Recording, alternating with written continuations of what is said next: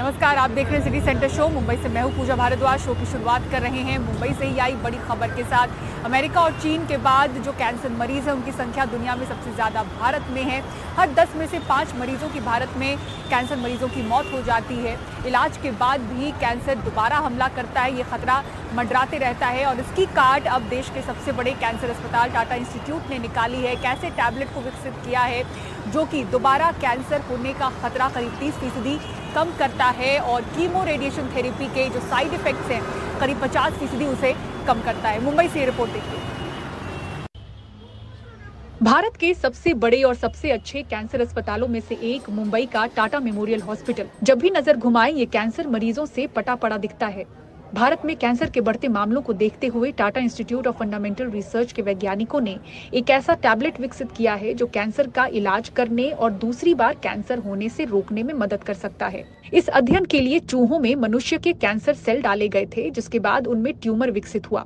फिर radiation therapy, chemotherapy और surgery के जरिए उनका इलाज किया गया। पाया गया कि जब कैंसर सेल्स मर जाती हैं, तो वो बहुत छोटे छोटे टुकड़ों में टूट जाती हैं और इन टुकड़ों को क्रोमेटिन कण कहा जाता है। क्रोमेटिन कण रक्त प्रवाह के माध्यम से शरीर के अन्य हिस्सों में जा सकते हैं और जब वो स्वस्थ कोशिकाओं में प्रवेश करते हैं तो वो उन्हें कैंसर सेल में बदल सकते हैं, जिस वजह से कैंसर की बीमारी वापस लौटती है। इस समस्या का समाधान खोजने के लिए ही डॉक्टरों ने चूहों को रेस्वेरेट्रोल और copper combine pro oxidant tablet दिए। ये टैबलेट क्रोमेटिन कण के असर को रोकने में फायदेमंद रहे। लगभग 1 दशक से टाटा के डॉक्टर इस टैबलेट पर काम कर रहे थे और आखिरकार उन्हें सफलता मिल ही गई। फिलहाल food safety and standard authority FSSAI से टैबलेट को मंजूरी का इंतजार है। मंजूरी जून महीने तक मिल सकती है।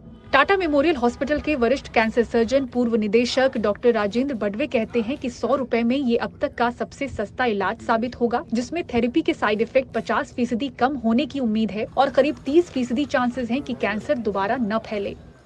जो पहला एक्सपेरिमेंट किए थे वो डॉक्टर मित्रा ने किए हैं और उन्होंने ये बताया कि माउस मॉडल में कीमोथेरेपी के साइड इफेक्ट, रेडियोथेरेपी के साइड इफेक्ट बहुत सारे कम हो सकते हैं। फिर वही चीज़ ह्यूमन एक्सपेरिमेंट्स में बताई, जिसमें कम से कम 30 से लेकर 60 गुना रिडक्शन, साइड इफेक्ट्स कम हुए हैं। माउस मॉडल में जो मेटास्टेसिस हुए हैं, यदि हम माउस को पहले से ही यदि ये रेस्वेरेट्रोल कॉपर दे तो कम से कम 45 गुना से ये मेटास्टेसिस कम हुए हैं। ये ट्रीटमेंट की कॉस्ट 1 लाख से लेकर 4 करोड़ है। एज अगेंस्ट दिस यदि आप इसकी कॉस्ट देखो तो वो 100 रुपए से कम होगी। तो मंजूरी जो साइड इफेक्ट्स कम करने के लिए है वो तो जून जुलाई तक हो जाएगी। भारत में 2022 में कैंसर के मामलों की अनुमानित संख्या 14,61,427 थी। देश में ब्रेस्ट कैंसर, मुंह के कैंसर, गर्भाशय और फेफड़ों के कैंसर के सबसे ज्यादा मामले सामने आ रहे हैं। विश्व स्वास्थ्य संगठन के मुताबिक वर्तमान में दुनिया के 20% कैंसर मरीज भारत में हैं। टाटा मेमोरियल हॉस्पिटल में देश भर से कैंसर मरीज और उनके परिजन आते हैं, जिनमें से कई अस्पताल के अंदर अगर बेड नहीं पाते तो फुटपाथ को ही आशियाना बना लेते हैं। कैंसर पर हुई नई बड़ी खोज से इनमें भी हिम्मत बंधी है। ये चीज बहुत अच्छा होगा, अगर ऐसा मिल जाए तो बहुत अच्छा होगा। खोज क्या है कि अगर 30% नहीं 50% अच्छा हो जाए तो ठीक रहे, जिन सब आदमी को यहाँ आना ना जाना पड़े, 6 महीना साल भर पर आना पड़े, अच्छा रहेगा। 2023 में बहुत कम था जो 2 महीना में इलाज करा के चला जाता था। 2024 में 6 महीना में भी इलाज संपूर्ण नहीं होता है और फरवरी मार्च में लगभग 50% मरीज आ चुका है। तो आप देखिए फुटपाथ पर जहां तक आपकी नजर जाएगी कैंसर के ही मरीज और उनके परिजन आपको यहाँ पर दिख जाएंगे। और ये कोई नई तस्वीर नहीं है, हमेशा से यहाँ की ऐसी ही तस्वीर रही है। जो भी यहाँ से राहगीर होते हैं, जो जाते हैं गुजरते हैं, उनको भी पता है कि कैंसर मरीजों की कुछ ऐसी ही संख्या फुटपाथों पर भी नजर आती है। तो ऐसे में जो खोज हुई है टाटा मेमोरियल हॉस्पिटल की तरफ से, उसको लेकर मरीजों में बड़ी उम्मीद बंधी है। मुंबई से कैमरा पर्सन परेश भोजने के साथ पूजा भारद्वाज, NDTV इंडिया। इधर सुप्रीम कोर्ट ने पतंजलि को बीमारियों की दवा के तौर पर बने उत्पादों के विज्ञापन को जारी करने पर रोक लगा दी है। केंद्र सरकार को 3 हफ्ते में जवाब देने को कहा है कि क्या कार्रवाई की गई। पतंजलि और बालकृष्ण को अवमानना नोटिस जारी किया गया है।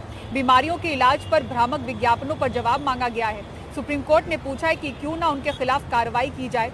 विज्ञापनों में छपे फोटो के आधार पर नोटिस जारी किया गया है। सुप्रीम कोर्ट ने चेताया है कि प्रिंट या अन्य मीडिया में किसी भी रूप में किसी भी चिकित्सा प्रणाली के खिलाफ बयान न दें।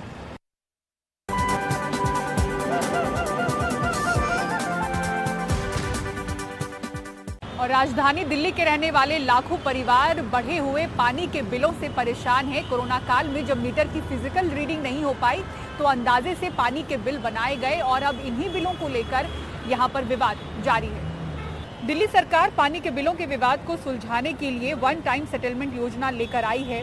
सीएम केजरीवाल का दावा है कि अगर ये योजना लागू हो जाती है तो 90% लोगों के बिल जीरो हो जाएंगे। केजरीवाल ने इसे लोकसभा चुनाव में भी मुद्दा बनाया है।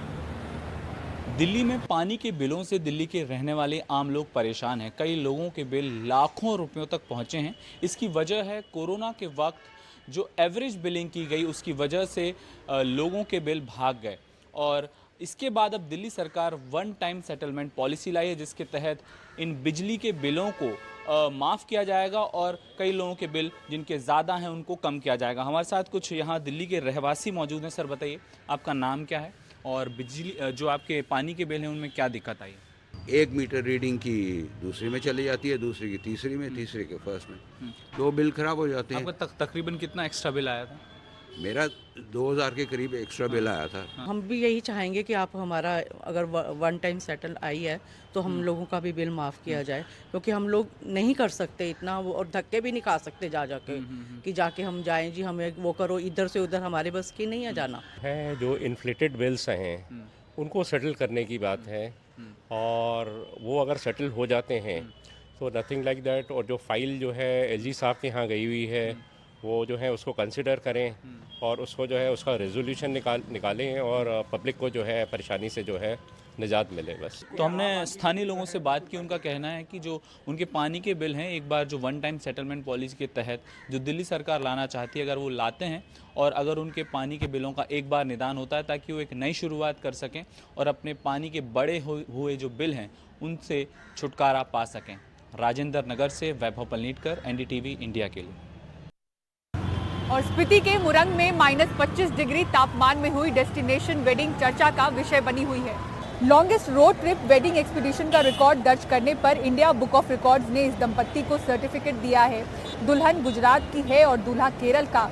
मुंबई में दोनों ने रिंग सेरेमनी की और उसी समय स्पीति में शादी करने का फैसला किया था। और मशहूर गजल गायक पंकज उदास का राजकीय सम्मान के साथ अंतिम संस्कार हुआ। दिखाएंगे आपको तस्वीरें और पूरी खबर एक ब्रेक के बाद। देखते रहिए सिटी सेंटर शो।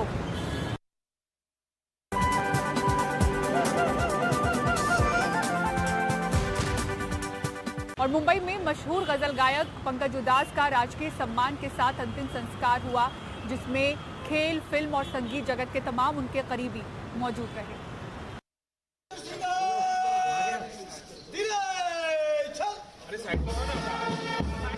अपनी गायकी से सुनने वालों की भावनाओं को झकझोरने वाले मशहूर गायक पंकज उदास को उनके चाहने वालों ने अंतिम विदाई दी।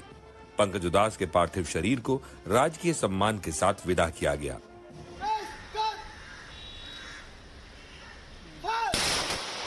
उनकी अंतिम यात्रा में उनके परिवार वालों के अलावा हर क्षेत्र के जाने माने नाम शामिल हुए। आई थिंक ये बहुत बड़ा लॉस है और म्यूजिक इंडस्ट्री के लिए, गजल गायकी के लिए तो है ही, पर्सनली हम लोगों के लिए बहुत है, क्योंकि पंकज जी के हम बहुत क्लोज थे और कमाल की बात है कि हम उनके गाने सुन सुन के बड़े हुए हैं और फिर उनके दोस्त बन गए थे। और खजाना में रेखा तो 10-15 साल से उनके साथ गाती है, मैंने भी 2 बार गाया है। ना ही सिर्फ गजल को आगे लेके आए हैं, गजल को जिंदा रखा है, उसके साथ साथ थैलेसेमिया और कैंसर पेशेंट्स के लिए इतना काम किया, इतना फंड इकट्ठा किया है और यही वजह है कि हम सब लोग साथ जुड़े रहे हैं। और खजाना उनके बिना इमेजिन करना बहुत मुश्किल लग रहा है और मालूम नहीं कैसे होगा, बट आई एम श्योर कि he will be guiding us from wherever he is. उनके जो लाइव शोज होते थे, जो गानों के बीच में उनकी जो बातें होती थी, the grace, the style, the sophistication that he brought to his personality was absolutely unparalleled. लेकिन साथ साथ उनमें जो एक हल्की सेंस ऑफ ह्यूमर थी, लेस इज मोर जो एक मंत्रा था, 4 भी बातें करते थे तो उसमें एक अलग ही एक सादगी थी और किसी भी स्ट्रेस में, किसी भी किसी के लिए कोई गलत थॉट सोच बिल्कुल नहीं रखते थे। सोमवार की सुबह पंकज उदास ने ब्रीच कैंडी हॉस्पिटल में अंतिम सांस ली। वो पैनक्रिएटिक कैंसर से जूझ रहे थे। पद्मश्री पंकज उदास के अंतिम संस्कार में शामिल होने के अलावा सोशल मीडिया पर भी बहुत से सितारों ने शोक जाहिर किया। सडनली इनका जाना बहुत दुख भरा लगा। हमारे हिंदुस्तान के एक हीरे तो हैं ही, कलाकार ऊंच कोटि के रहे हैं, लेकिन इंसान उससे भी बड़े। और हम सबको उन्होंने जो प्यार दिया है, जो मोहब्बत दी है, और आप सबको और हिंदुस्तान ही नहीं बल्कि पूरे विश्व को जो खुशियाँ उन्होंने अपने संगीत के माध्यम से पहुँचाई हैं, उसका कोई सानी नहीं है, उसका कोई जवाब नहीं है, उसका कोई पैरेलल नहीं है। Always he had a positive approach towards everything. और हमें जब भी कोई भी म्यूजिकल फ्रेटर्निटी का एक डिसीजन लेना होता था तो Pankaj ji was always there with us. हम लोग उनको बहुत बहुत मिस करेंगे। अपनी गायकी से चिट्ठी के जरिए वतन की याद दिलाने वाले पंकज उदास ने अपने सुरों से कई बार लोगों की आंखें नम कर दी और अब अपने अंतिम सफर पर वो एक बार फिर अपने चाहने वालों की आंखों में आंसू छोड़ गए। मुंबई से प्रशांत सिसोदिया की रिपोर्ट। और सिटी सेंटर शो में फिलहाल इतना ही। पूरी टीम को दीजिए इजाजत। खबरों के लिए देखते रहें NDTV इंडिया। नमस्कार।